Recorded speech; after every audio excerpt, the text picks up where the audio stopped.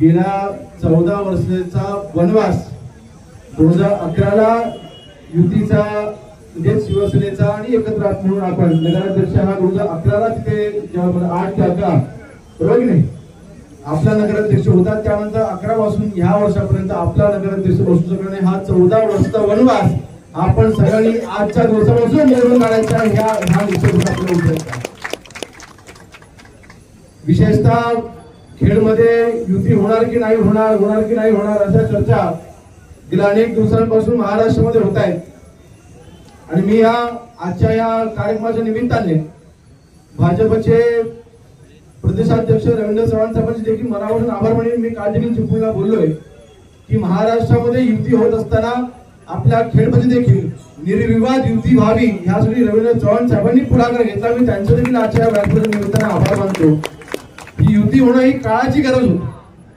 आज महाराष्ट्रामध्ये आपलं सरकार आहे, शिवसेना भाजप राष्ट्रवादी आपण एकत्र आहोत आणि अशा वेळेला खेड ह्या आपल्या दापोली मतदारसंघामध्ये राज्यमंत्रीपद असताना इथे जर का आपण युती करू शकलो नसतो करायची चुकीचा मेसेज संदेश गेला असता आणि म्हणून आपण मी त्याच वेळेला पुढाकार घेऊन सांगितलं की आपल्याला काही करू शेवटी लोकसभेच्या निवडणुका ह्या महायुतीमार्फत आपण जिंकल्या, विधानसभेच्या निवडणुका आपण महायुतीमार्फत जिंकल्या, आता कार्यकर्त्यांच्या निवडणुका आहेत।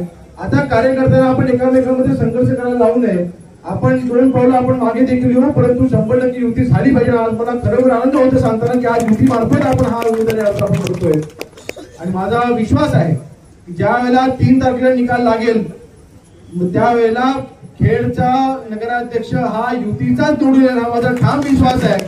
तर जनता ही विकासाला साथ देईल। मागच्या 15 वर्षामध्ये नगर परिषदेमध्ये काय घडलं मला त्यावरती बोलायचं नाहीये, थोडी जरा बंधनं पण आली आहेत आणि बोलण्यावरती आता बंधनं राहतील की सुट्टी मला माहिती नाही, परंतु बंधनं सध्या तरी आता बोलताना आहेत। परंतु 15 वर्ष आपल्या खेड नगर परिषद मध्ये ज्या काही गोष्टी घडल्या आहेत त्या सगळ्या गोष्टी ज्या काही चुकीच्या गोष्टी घडल्या त्या वेळेला आपण उघडकीस आणलेल्या आहेत, त्याबद्दल मला जास्त बोलायचं नाही। परंतु आपल्या खेड नगर परिषदेचं नाव सामान्य रामनाथ भाईंनी संबंध भारतापर्यंत योगिता डेंटल कॉलेज असेल किंवा खेडचा विकास करून संबंध भारतापर्यंत पोहोचवलेला आहे।